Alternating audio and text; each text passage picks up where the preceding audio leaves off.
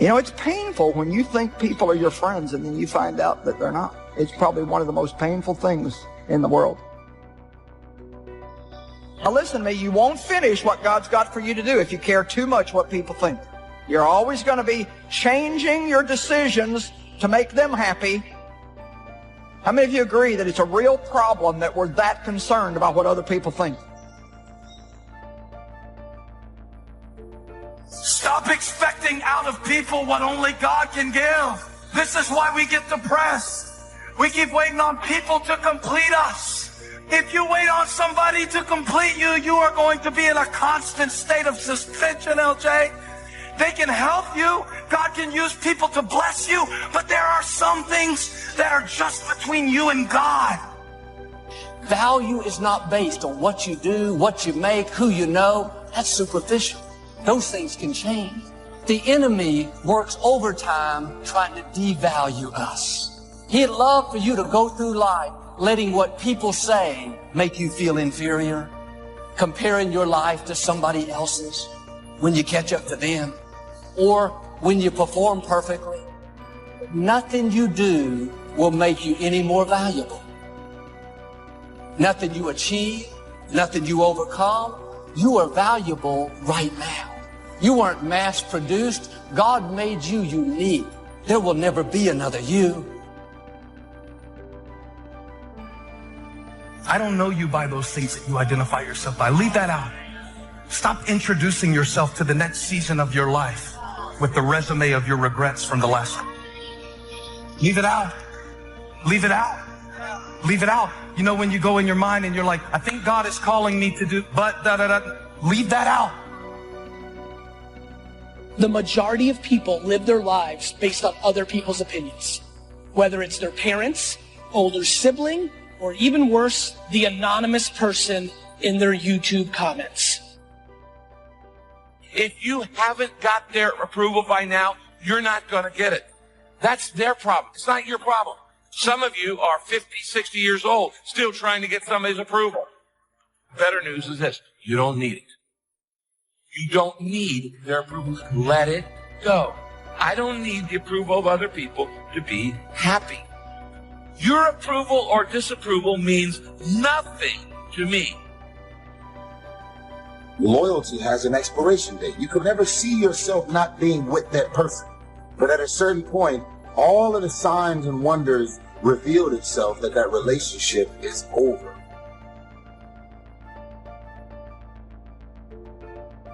So if you had drugged that person, those people, those family members, those situations into the new season of your life wouldn't be going as well as it's going right now. It's not what you are that holds you back. It's what you think that you are not. That's what holds you back. You cannot always control circumstances, but you can always control your own thoughts. Nothing changes until your mind changes. Holding a grudge hurts you. It doesn't hurt them. So just for good health and peace of mind, let it go. Any feeling of resentment or anger or hatred is called to me the load of bitterness within. This person you're hating, they probably are not even aware of it. And here you are killing yourself, putting yourself in bad health. And I say that person is not worth your sacrificing your health or 1 minute of peace of mind. Because you close your eyes at night doesn't mean that you're actually resting. And the reason that you don't rest is because while you're awake, everything and everybody that's in and around your life is so full of issues, problems, insecurities. Your mind is and your spirit is in turmoil. Arguments, yelling, screaming, dysfunction. All of this shit is going on all day, every day. So when you go to sleep at night, you're not resting. Look at how much time you spend on how you look. You work so hard on how you look. You got your eyebrows arched, but you're not happy. You have challenged the way God made your eyes. more than you have challenged the way you think. They look pretty, but can they see?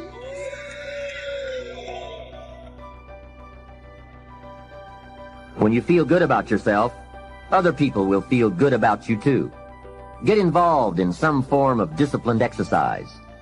Keeping fit and feeling good has a positive effect on your attitude, not just your appearance. Physical fitness pays great dividends in terms of your energy level, your ability to live a long, healthy life, and your general sense of well-being. And well-being have a lot to do with how your life works out. And if you have people around you who are not sensitive to who you are, and the people that can hurt you the most, ladies and gentlemen, are the people that you love. They're the ones that you're vulnerable to. They're the ones that can get to you. See, if you don't draw the line with people, if you just let them run rampant in your life, and you let things happen to you that you don't feel good about, if you continue to allow it to happen, you won't feel good about yourself. Your image of yourself will erode. So you've got to draw the line. We rely too much on what people think.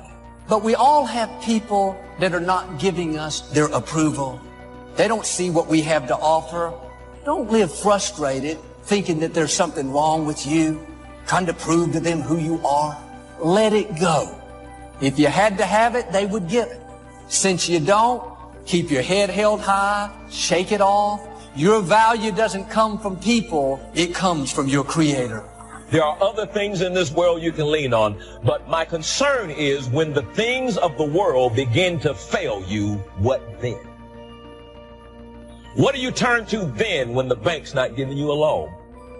What do you lean on when relationships are such in turmoil and everybody else is getting a divorce, so you get one too? We don't even fight for our relationships like we used to. What do you lean on?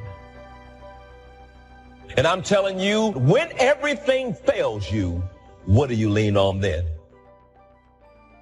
Whatever your goal is, whatever your journey is, be it weight loss, be it relationships, like if you want to be a good mom or dad, I want you to ask yourself, do I love myself enough to give myself permission to go after what I want?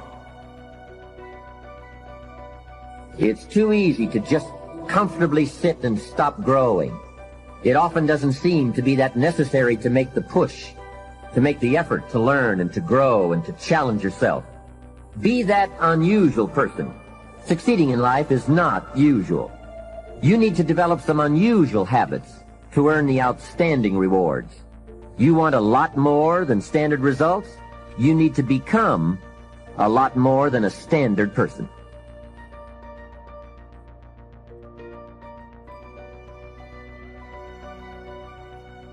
Distinguish between haters, they are rooting against you.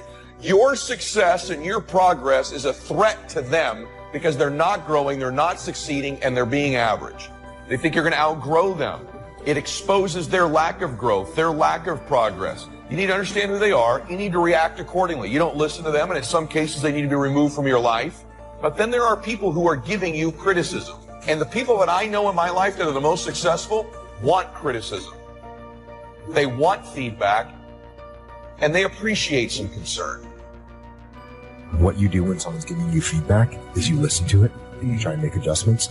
You get in their head and figure out where this is coming from. They're obviously saying this for some reason. Maybe the reason is because they have a big ego or they don't understand people very well, and that's fine. And if you know that, then you just learn something about them. But also, you might not know yourself as well as you think you do. Everything affects everything else. Every lack of discipline affects every other discipline. Every new discipline affects every other discipline. Every new thing you try affects the rest of your performance. Isn't that exciting? So get started on every small discipline you can think of. The greatest deterrent to success is lack of self-confidence. And lack of self-confidence comes from not doing what you could do. Set a goal to entice you to become the person it takes to achieve it. Reaching the goal is the lesser value. The primary value lies in the person you become by reaching it.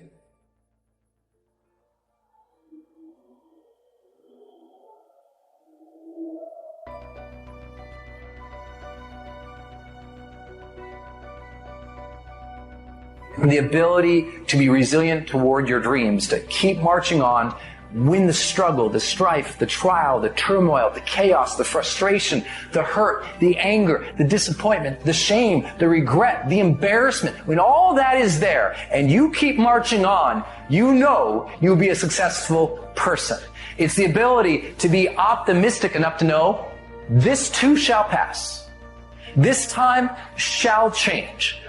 I will find a way. I will honor my truth and keep pursuing my dreams. Thick and thin, storm or night, I will maintain my march.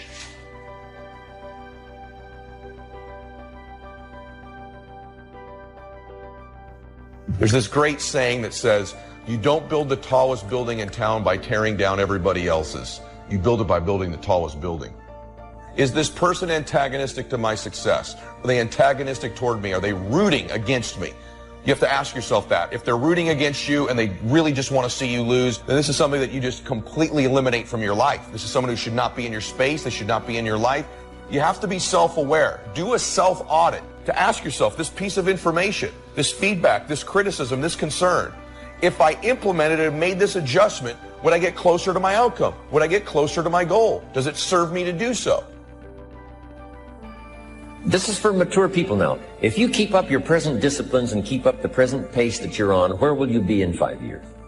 You will either arrive at a well-designed destination or an undesigned destination. And I promise you, 5 years from now, you really don't want to arrive at an undesigned destination. Because you may very well wind up wearing what you don't want to wear, driving what you don't want to drive, living where you don't want to live, maybe doing what you don't want to do, simply because you didn't design a better destination. It is important to realize and to learn to differentiate between things that don't matter and things that do matter. And in order to tell the difference between those two things, you have to be able to detach and step back. And obviously, this is the same thing, not just with leadership, not just with combat, because it's the same thing in combat. You're going to have things that happen on the battlefield that don't matter. The enemy's doing this, okay, it doesn't matter. Oh, wait, the enemy did that thing? That matters. Or one of my guys did this thing? That matters. Treat your body like a temple. The body and the mind work together and depend on each other, so they both need attention. The best thing to base your life on is reality. Now, of course, when people get to know you, or if they've been around you any length of time at all, they're going to judge you by more than appearance. But sure enough, people at first are going to take a look. So taking care of yourself in personal appearance is a consideration. You gotta go, man.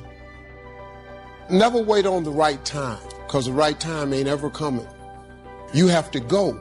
See, when you have these ideas of greatness, you gotta go forward, because it's not gonna be a right time. Just go, jump, take a chance. If you ever planning on soaring, you're gonna have to jump. But if you don't do it now, when you gonna do it?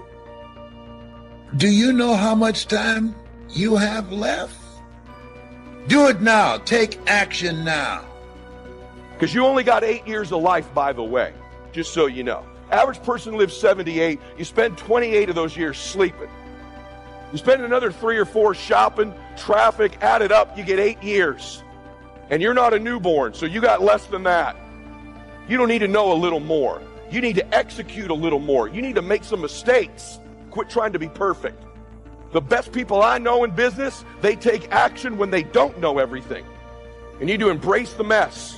Embrace the chaos. You're never going to know everything you think you need to know. You take action. The Lord has a way when you step into a new space of revealing to you the people, places, resources, and things you need in that space, and you go from there and you go to the next one. Listen, it's your time. Seize the moment. If you put everything off until you're sure of it, you'll never get anything done. What you have and who you are is enough. Live like a warrior. And warriors are always in fight mode. You've got to fight to put all your efforts and energy into things that's productive and purposeful.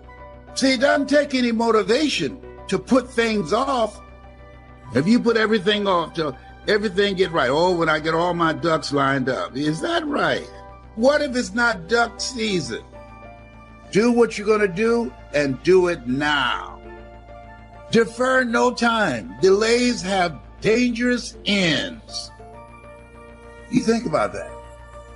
If you focus on living where you can do more, that you can achieve more, the possibilities are unlimited.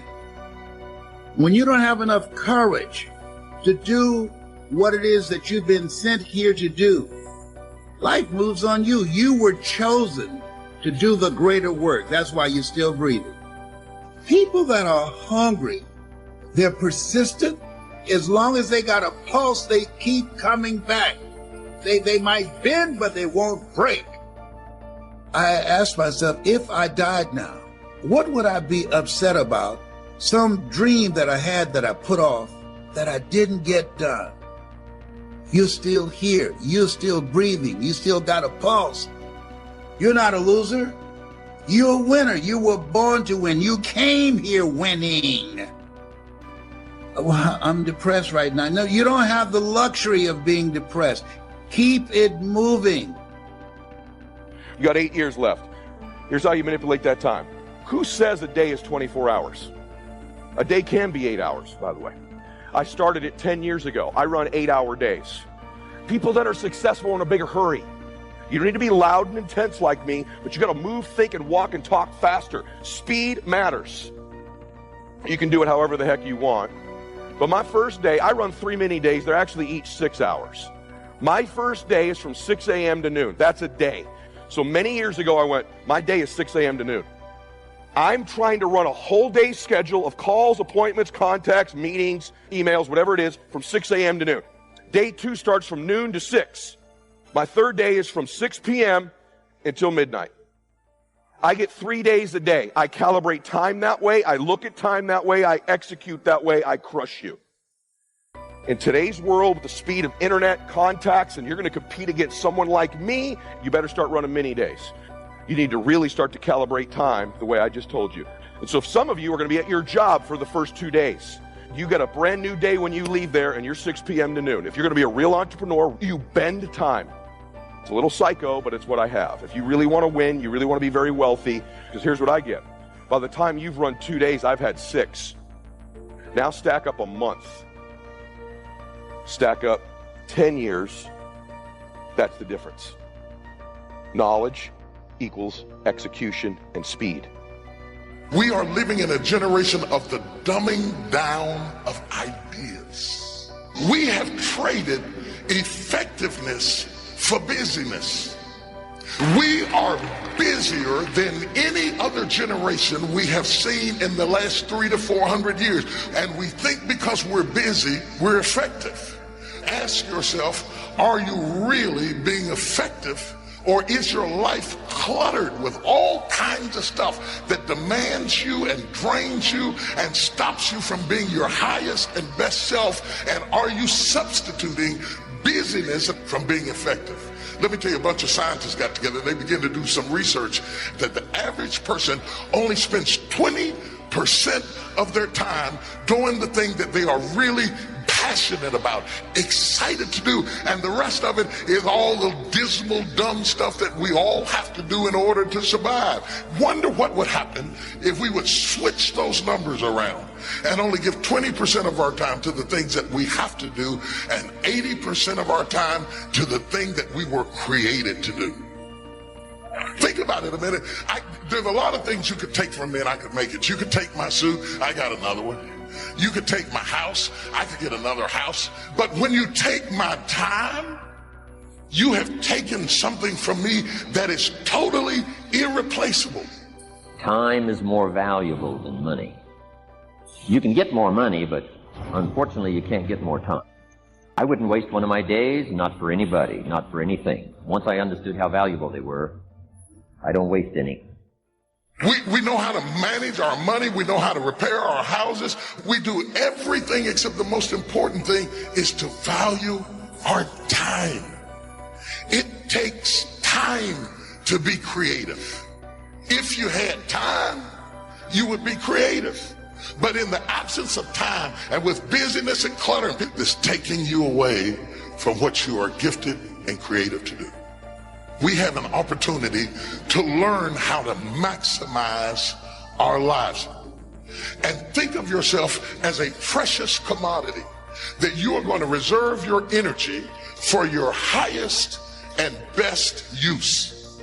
If you are doing anything that somebody else in your life could do, you are not reserving yourself for your highest and best use. You're missing your life, your purpose, your excitement, your enthusiasm. Understand that every moment is a gift, every second is a gift, every opportunity is a gift, everybody you meet is a gift. Begin to maximize what you've got. You gotta rise up. You gotta make your dreams a reality and live a damn masterpiece. You gotta make a decision. What's the decision? What's the thing you came here for? The clock is ticking. When I die, let everybody know life don't owe me any change. Most of us take our talents, our abilities, our skills to the graveyard. God, rob the cemetery of your ideas. How to go from where you are to where you want to go. How to go from pennies to treasure. Be like a sponge. Don't miss anything. Most people are just trying to get through the day. Here's what I want you to be committed to do. Learn to get from the day. What a difference that'll make in your future. Commit yourself to learning. Commit yourself to absorbing. Don't be casual in getting it. Casualness leads to casualties.